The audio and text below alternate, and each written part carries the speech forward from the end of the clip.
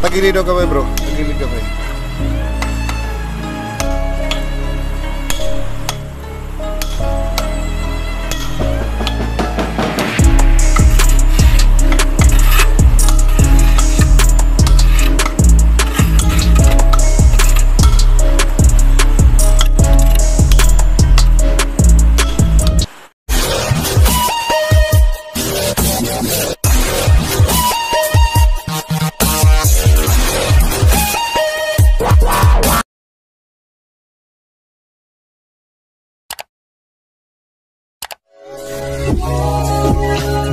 Gandang araw po sa kanilang lahat. Mayong adlaw kaninyong tanan na imbag na aldaw. Kada kayo amin, magbabalik na naman po tayo sa isa na naman pong nakakamanghang Yamashita Treasure Hunting topic tungkol po sa paghahanap ng mga itinagong kayamanan ng mga Japanese Imperial Army. At itong topic na ating ibabahagi sa inyo ngayon ay tungkol sa nadiskubre, natuklasan ng ating kababayang treasure hunter na mga pansyon na semento. Napakarami po siyang nakita ng mga pansyon na semento. Nalilito siya, nagtataka kung nasaan itinago, nasaan ang kayamanan.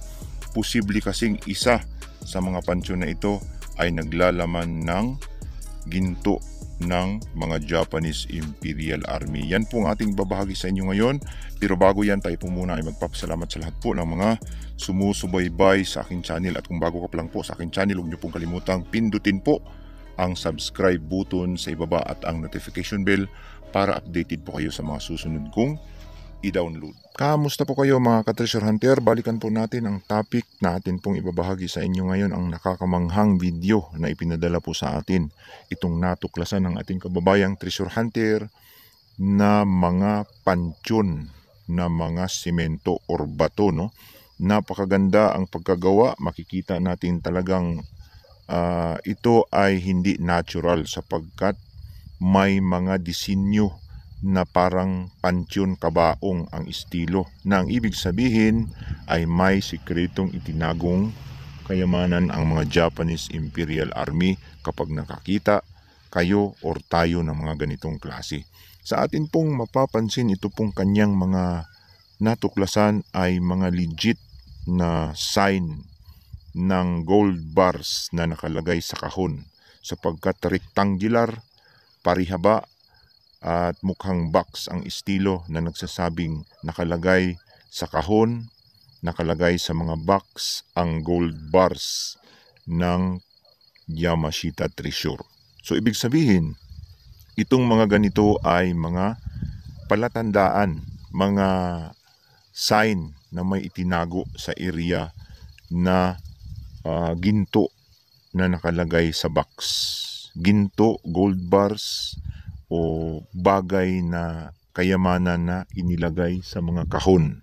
Yan po ang ibig sabihin ng mga ganitong klasing mga sign. Sapagkat napakarami po ito at nakakalito kung saan nga ba nakalagay ang tunay na may laman. Posible kasing isa sa kanila, isa sa mga pansyon na ito na courting box or kahon ay may laman.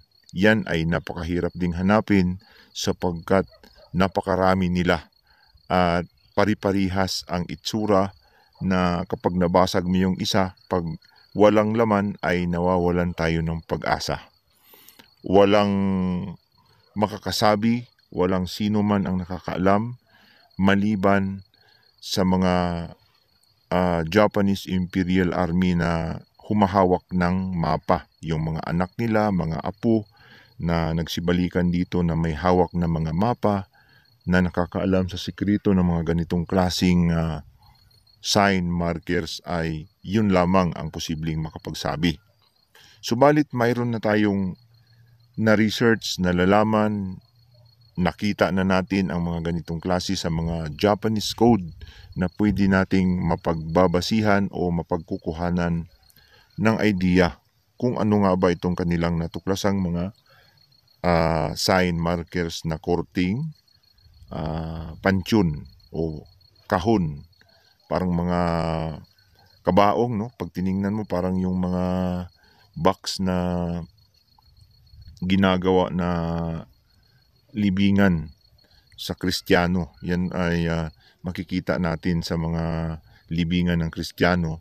Sa simenteryo ay marami pong mga ganitong klase na makikita natin na similar sa mga ganitong ginawa ng mga Japanese Imperial Army.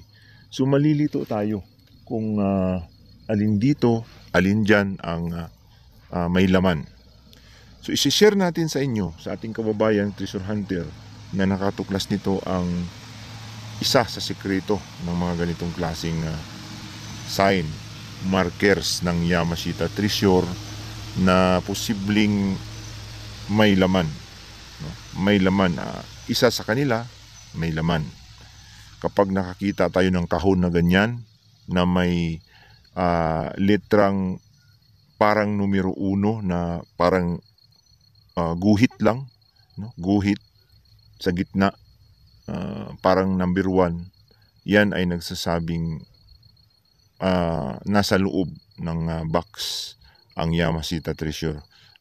Object itself, sign, o siya mismo ang may laman. Kapag may makita tayong naka-engrave na 1 inch na parang number 1 o letter I, yung literang I na ilang inches ang haba, depende kung ilang inches yung disenyo ng mga Japanese Imperial Army. Subalit makikita natin parang number 1, parang literang I, yan ay nagsasabing siya mismo ay may laman sa loob, yung box. Pangalawa, yung sign na literang K. Kapag nakakita tayo ng ganyan, pansyon, o mga kahon na ganyan na may literang K, yan ay may laman sa loob. No? May laman sa loob or either sa gilid. Yan ang ibig sabihin.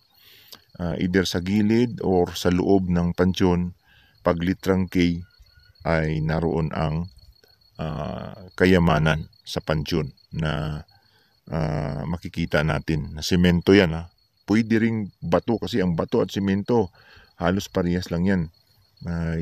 Ang bato, ang pinagkaiba lang ay makikita natin na iba ang kanyang komposisyon kaysa sa semento. So, pangatlo, yung makikita natin na may number 6. Yung box nating makikita kapag nakakita tayo ng pansyon. Tapos may number 6. Tandaan natin yan, number 6 ay may laman sa loob. May nakadiskubre na po niyan, may nakakuha na po ng ganyan na box na semento, pansyon na semento na naglalaman po ng kayamanan ng Yamashita Treasure. Gold bars po ang nakalagay sa ganyan. Kasi pahaba, korteng gold bars din ang box. So gold, ginto po ang nakalagay dyan. Pero hindi natin alam kung anong size, anong laki niyang ginto na yan, gaano kabigat. Yan ay masisigurado nating may karga siya na kayamanan. Yan po ay ayon sa Yamashita Treasure Code. So sa tatlong yan ay masasabi nating kapag nakita natin na may ganyang tatak ang box na simento or pansyon na simento, ulitin natin, yun po yung parang guhit na number 1. Tandaan natin yan, parang guhit na 1 inch ang lalim, parang litrang I o number 1 na nakaukit sa gilid or sa katawan po ng pansyon ay may laman. Pangalawa, yung litrang K ay either nasa loob, inside, or nasa gilid ng pansyon, sa ilalim. Yan po ang ibig sabihin, yung litrang K. At pangatlo, yung sinabi natin kanina, yung number 6, no? Yan po ang ibig sabihin. Kapag nakasulat sa pansyon yan, yan po ay may karga. Sa tatlong yan, yan po ay nakasaad sa Yamashita Treasure Code. At kapag nakakita din tayo ng box, no, idagdag natin yung may parang ikis sa gilid na maliit lang, ikis, X na parang hindi naman siya X, kung titingnan natin parang plus, no? plus. Parang alam mo yung kapag nag-mathematics tayo, yung plus sign, yan po ay may karga. Yan ang nakita natin na additional na posibleng may laman yung pansyon na kanya pong nadiskubre or ating madidiskubre pa lang. So sana ay nakapagbigay ito sa ating kababayang treasure hunter sa kanya ng idea itong atin pong na-share. Itong mga code sign na hahanapin niya dyan po sa mga pansyon na yan na kanya pong na-discover, no? So napakaganda po ang mga ganyang klaseng mga sign na nagsasabing may kahon na naglalaman po ng ginto o kayamanan ng mga Japanese Imperial Army. Sino ba naman ang maggawa niyan? Sino ba naman ang maghugis niyan kung walang sikretong itinago? Simple lang. Magagawa ba nila yan?